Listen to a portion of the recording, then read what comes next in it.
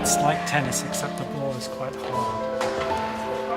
The rules are quite complicated and I have trouble remembering them sometimes.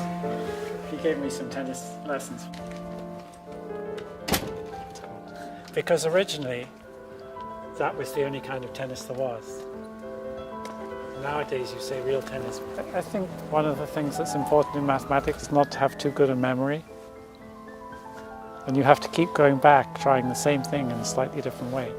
And if you had a really good memory, you wouldn't go back and try again because you'd remember, no, I've tried that, it doesn't work.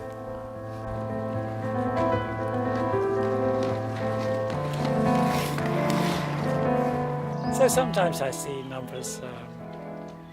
So for example, in Princeton, they had this little creature bury itself in the ground, I think for 17 years.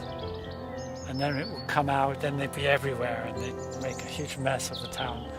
And then they'd lay their eggs and they'd fly around and mate, and then they'd go and bury themselves in the ground for 17 years again.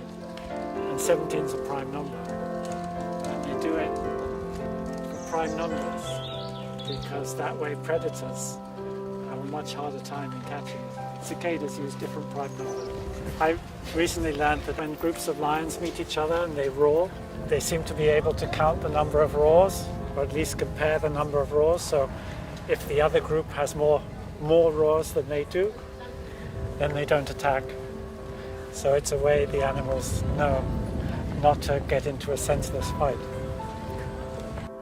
I was totally unreasonable because I just wanted to solve this particular problem. But that's a very foolish thing to do.